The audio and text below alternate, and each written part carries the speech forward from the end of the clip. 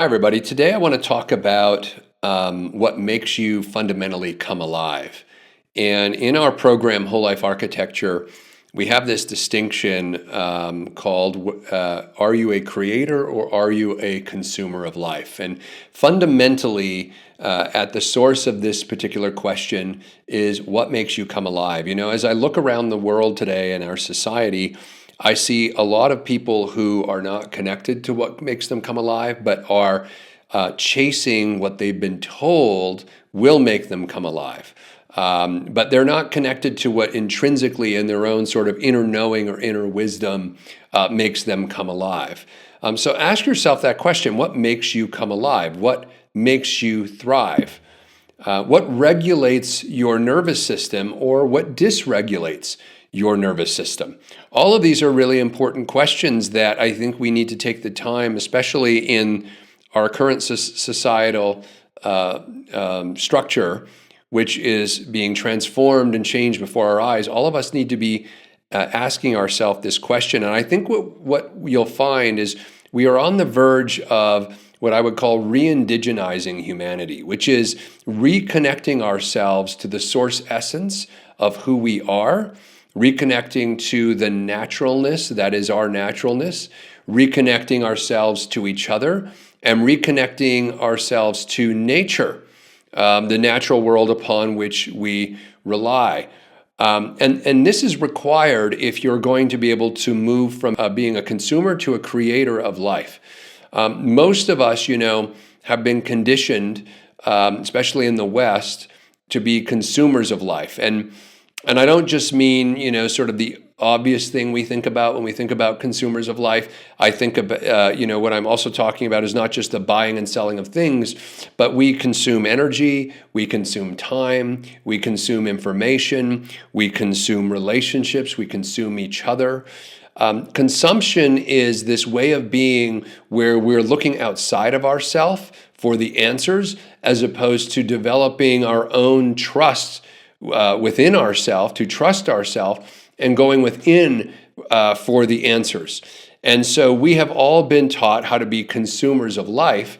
And the challenge with being a consumer as opposed to connecting to the source essence of what it is that makes you truly you and makes you truly come alive, which is the creative side of ourselves, is that consumers end up drifting into a place that incredibly dysregulates their nervous system and creates all kinds of challenges. Consumers tolerate life because it isn't their life, so they're tolerating it.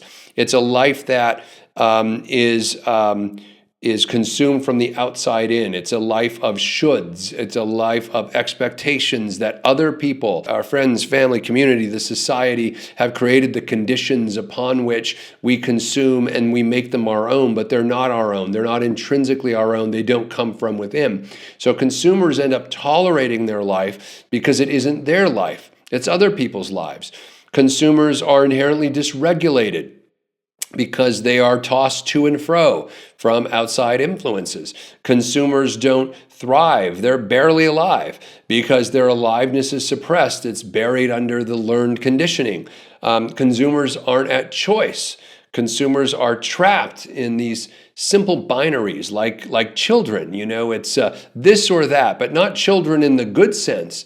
Actually, when we were all children, before we were conditioned, we were connected to, to the magic of life, to our imagination, to possibility. We were actually deeply and profoundly connected to the creator part of our life. And as we became conditioned, our childhood, the authentic expression of our childhood, went to the wayside, and we started to, act out, quite frankly, as children, because we were in this confused state. And so a lot of people who are operating from a consumer mentality aren't at choice. They fall into these simple binaries that our parents taught us.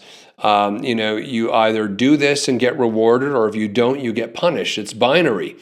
And what determines this is usually this calculus of of what takes the least effort or puts us in the least discomfort is usually how we engage with the binaries of life. So should I do A or should I do B? Well, will A take me more effort or will B take me more effort? Or will A put me in more discomfort or will B put me in more discomfort?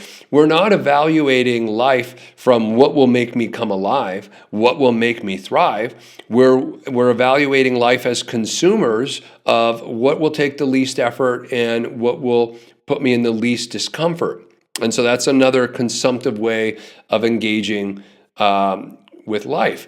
And this is the time of year right now, the holiday period where we hear about consumers, the consumer price index. What are consumers doing? What do consumers buying? What are their behaviors? We're analyzing ourselves as consumers because for the last 80 years, we've been living in a consumer-based economy, and we've been conditioned by our society to not even relate to ourselves as human beings anymore. We relate to ourselves as consumers. And so understanding what a consumer is and realizing that most of you probably don't want to be a consumer. You want to be a human being. You want to be someone who's thriving. You want to be someone who's connected to what is natural for you. You want to be someone that is connected to what makes you come alive. I ask myself in this consumer-based society that we find ourselves in, why isn't our aliveness the highest priority of our society? Why isn't our alignment the highest priority of our society? Why isn't our wellness the highest priority of our society? You look at how ill and how unwell we are as a society. And these things to transform are going to take effort, and they're going to put us in a period of discomfort. But it's the only way for us to reconnect to aliveness and alignment and to get well and to regulate our nervous system. We're in this profound moment of change right now that is dysregulating lots of people's nervous systems. And the inclination is going to be to go back to what we know, to just go back to that consumer-based model of living, consuming space, time, energy, people, places, and things, of course, things. And so the invitation today is to actually recognize that you have a choice, that you don't have to be a consumer. In fact, intrinsically, you are not a consumer. You are a human being. You are a creator, that your creativity is your highest calling and is the thing that connects you to your source essence and is the thing that will make you become most alive. It is your creativity as a creator of life where you get to create a life by design as opposed to merely consuming a life by default, which is what we've all been trained to do. But in this moment, this is a profound opportunity. And as I kind of sit with the holiday season that we're in, this is a profound opportunity for reflection, for us to go within and to ask ourselves, what does make me come alive? What does make me feel aligned in life? What does regulate my nervous system and make me feel well? These are important considerations that too few people are talking about right now. But, I think that we are on the verge of a mental health crisis, the likes of which that we are unprepared for. And all of us have an obligation to ourselves to prepare for it. And what is that mental health crisis?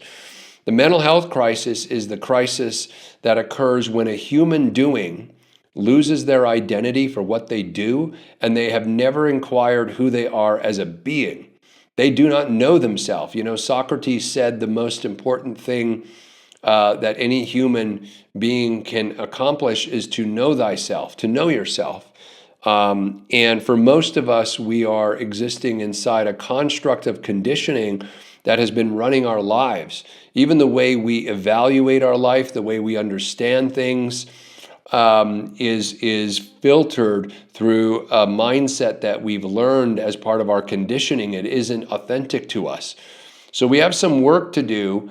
And it begins with asking the question, are you a creator or are you a consumer of life? Are you a creator or are you a consumer of people? Are you a creator or are you a consumer of ideas? Are you a creator or a consumer of space?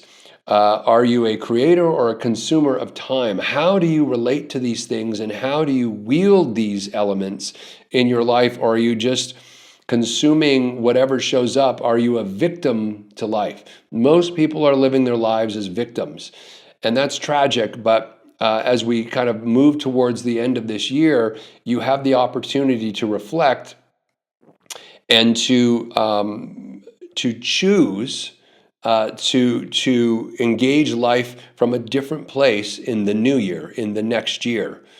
And so I would just invite everybody to give some consideration to that. If you're in complaint anywhere in your life, if you're complaining about relationships, complaining about not having enough money, complaining about not liking where you live, complaining about not liking what you do for your money, complaining about how things aren't quote unquote going your way. If you're in any kind of complaint in your life, those are areas where you are unaligned and you are simply consuming life from the outside and you aren't creating it. You aren't the source of that area of your life. And so that alone is an evaluatory tool where you can evaluate and discern whether or not that area of your life is aligned or not, simply by observing whether or not you're in complaint about it.